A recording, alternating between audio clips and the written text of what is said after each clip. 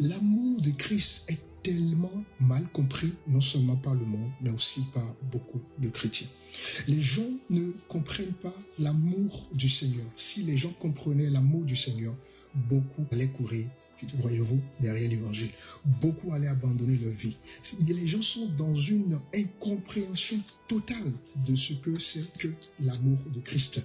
Les gens voient tout simplement, voyez-vous, une forme d'esclavage, les gens voient une forme de manipulation, les gens se cachent derrière toujours les abus, mais en réalité, les gens ont du mal à discerner la profondeur, la largeur, la longueur de l'amour de Dieu. Et bien évidemment, quand on parle de l'amour de Dieu, on parle aussi de l'amour de Christ. Voyez-vous, et les Écritures nous démontrent cette complexité de l'amour de Christ. Par exemple, si nous prenons le livre de Romains chapitre 5, le verset 8, qui nous dit ceci, je cite, « Mais Dieu prouve son amour envers nous en ce que lorsque nous étions, lorsque tu étais pécheur, lorsque tu étais éloigné, lorsque tu étais rebelle, lorsque tu rejetais Jésus, Dieu a prouvé son amour envers nous.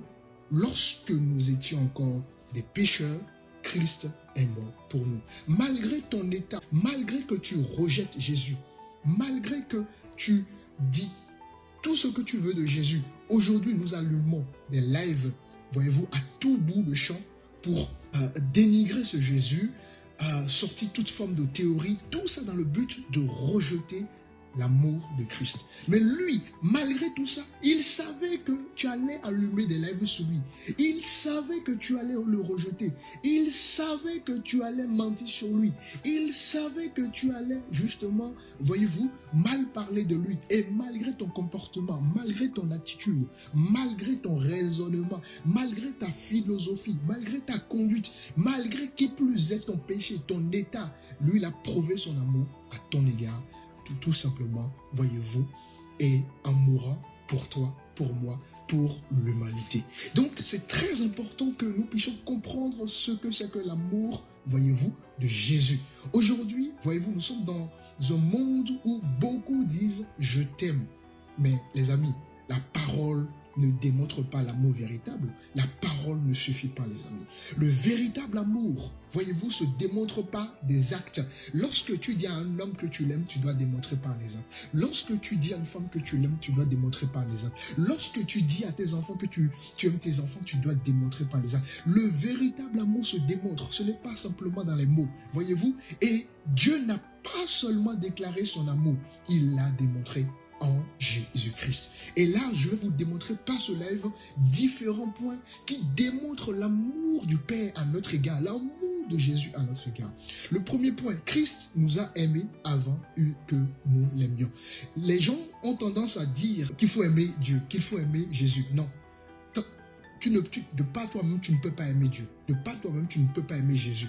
La première personne, le premier à nous aimer, d'accord, c'est Christ. Christ nous a tout simplement aimé avant que nous l'aimions.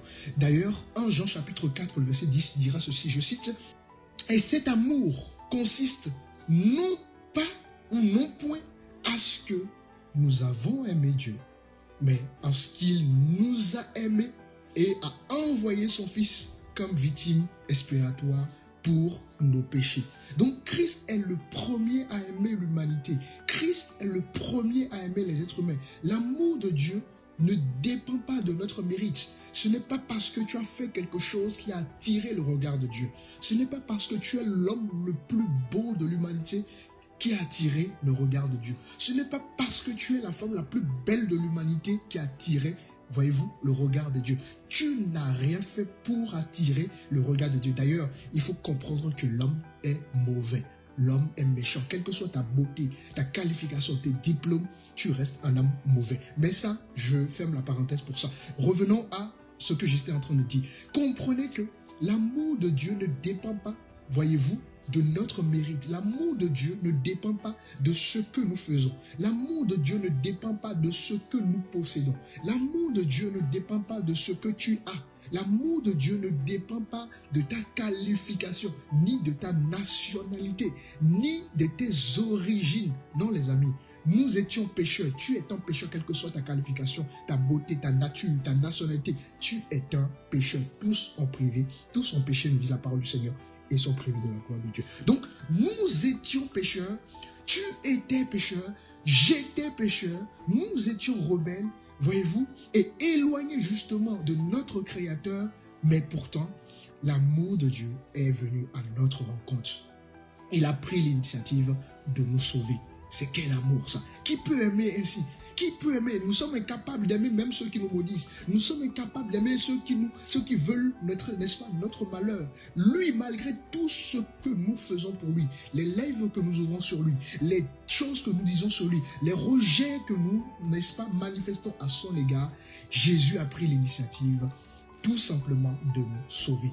Voyez-vous? Donc, si Dieu attendait que je sois parfait, que tu sois parfait, pour t'aimer, mon frère, ma soeur, tu ne serais jamais sauvé. Je ne serai jamais sauvé. Donc voilà, ce premier point prouve l'amour de Christ à notre égard. Deuxième point, il faut savoir que la croix est la plus grande démonstration de l'amour. Je répète, la croix est la plus grande démonstration de l'amour. Je te dirai pourquoi. Alors, Jean chapitre 15, verset 13 nous dit ceci, je cite, « Il n'y a pas de plus grand amour que quoi? De donner sa vie pour son ami. » Je répète, il n'y a pas de plus grand amour de donner sa vie pour ses amis. Et Jésus a incarné parfaitement cette parole que je viens de vous citer. Jésus n'a pas seulement souffert, les amis, il a volontairement donné sa vie pour toi et moi. Il a donné sa vie pour l'humanité. Il a été rejeté et pourtant il a donné de son amour. Il a été frappé, il a été insulté, il a été, comment dirais-je, il a porté ton péché, il a porté nos péchés.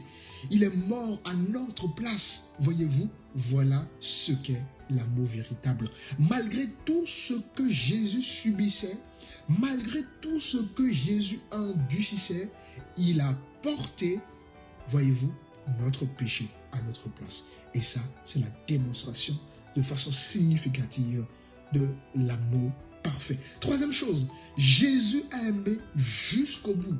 Malgré tout, malgré le rejet, malgré tout ce qu'il subissait. D'ailleurs, Jean 13, le verset 1 nous dit une chose très forte. Jean 13, le verset 1 nous dit, je cite, « Avant la fête donc de Pâques, qu'est-ce qui s'est passé? Jésus, sachant que son heure, donc l'heure de la croix, l'heure de la mort, était venue de passer donc de ce monde au Père, et ayant aimé les siens qui étaient donc dans le monde, mit le comble à son amour pour eux. Malgré la pression qui était sur lui, malgré ce qu'il attendait, son amour n'a pas changé, voyez-vous, d'une virgule. Son amour n'a point changé. Donc, même lorsque les disciples le trahissaient, parce que oui, les disciples l'ont trahi, même lorsque les gens le reniaient, et même ses disciples l'ont renié, voyez-vous, même lorsque ses disciples l'abandonnaient, Jésus a continué de les aimer. Jésus a continué de nous aimer. Et ça, c'est fort. Voyez-vous? Donc, on le voit, Pierre l'a renié. Pierre qui était très très proche voilà, l'a renié. Judas l'a trahi. Judas était l'un de ses disciples. Voyez-vous? Même dans les moments difficiles, ses disciples qui étaient tout le temps avec lui vont prendre la fuite. Voyez-vous? Et pourtant, Jésus est resté fidèle dans son amour pour ses disciples. Donc, l'amour de Christ ne change pas selon notre compréhension. Non, l'amour de Christ ne change pas selon notre caractère. Non, l'amour de Christ ne change pas selon notre vision. Non, l'amour de Christ, les amis, ne change pas selon qui nous sommes. Parce que l'amour de Christ ne s'appuie pas sur nous, ni sur nos mérites. L'amour de Christ est inconditionnel. Quatrième chose, il faut savoir que la résurrection a confirmé que l'amour de Christ est victorieux. Oui, les amis, s'il était seulement mort, il serait quoi? Un martyr, n'est-ce pas? Mais il est ressuscité et c'est ça qui est formidable. Le seul Dieu qui est mort et ressuscité, c'est notre Jésus-Christ. Donc, son amour est plus fort que le péché. Son amour est plus fort que le pouvoir satanique. Son amour est plus fort que la mort. Son amour est plus fort que, voyez-vous, la condamnation et tout ce que vous voulez. L'amour de Christ ne s'est pas arrêté seulement à la croix, non.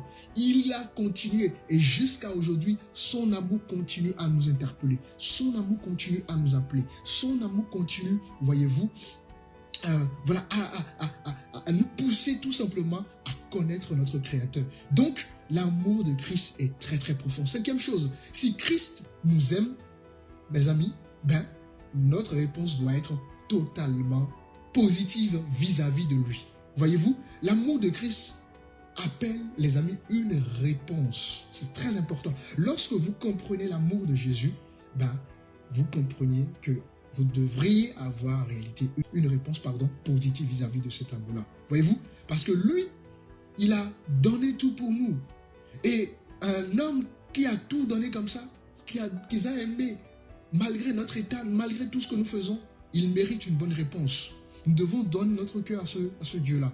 Nous devons obéir à ce Dieu-là. Nous devons aimer en retour, puisque il est le premier à nous aimer. Donc nous devons en retour l'aimer et apprendre à aimer, à connaître cet amour qui est tellement si profond. Nous devons aimer notre prochain parce que oui, lui, il nous a aimés malgré tout ce que nous faisons. Il nous a aimés. Il n'a pas regardé qui nous étions. Et d'ailleurs, 2 Corinthiens 5,15 nous dit quelque chose de formidable que je vous cite rapidement. Car l'amour de Christ nous presse.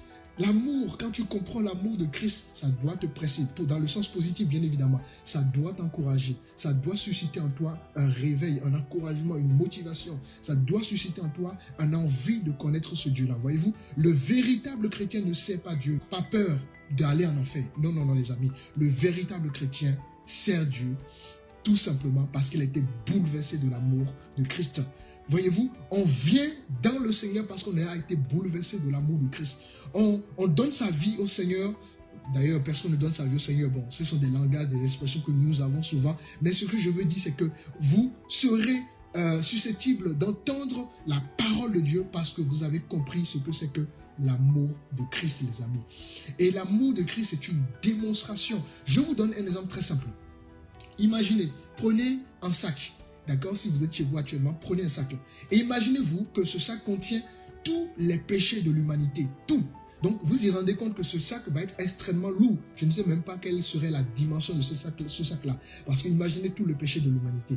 Donc, imaginez le poids extrême que porte ce sac-là. Hein? Donc, ce sac représente nos péchés. Le péché de l'humanité. Et aucun homme ne peut porter, voyez-vous, ce poids éternellement. Parce que c'est un poids sur vous. Et à un moment donné, ce poids va vous écraser. Ce poids va vous écraser littéralement. Donc, le péché, c'est un poids. Le péché, c'est un poids énorme. Mais Jésus, lui, il est venu et il va prendre ce poids-là. Il va porter ce poids-là. C'est-à-dire qu'il va prendre notre place, si vous voulez. Et il a porté ce que nous méritions, afin que tout simplement nous recevions à notre tour ce que lui mérite. Voyez-vous, à savoir la vie éternelle. Voilà ce qu'est l'amour de Christ. Lui qui n'a point péché, d'accord, il a porté nos péchés. Il a été puni à notre place. Et il y a un transfert qui a été fait à la croix.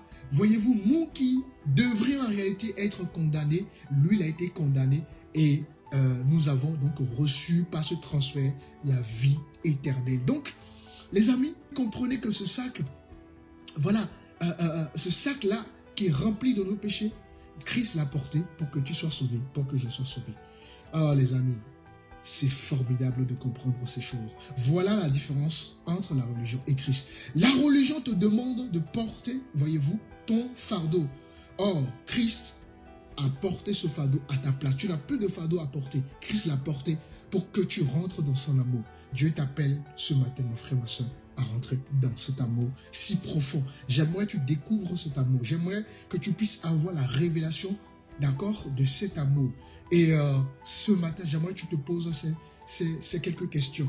Demande-toi si quelqu'un mourait aujourd'hui pour toi, entre guillemets, hein, est-ce que tu continuerais à vivre comme si cela n'avait aucune importance? Si quelqu'un mourait pour toi, je dis bien pour toi, peut-être que tu es dans la rue, tu as failli te faire renverser par une voiture et quelqu'un a pris ta place, t'a poussé pour être lui renversé à ta place, est-ce que, mon frère, ma soeur, tu continuerais à vivre comme si cela n'avait aucune importance dans ta vie?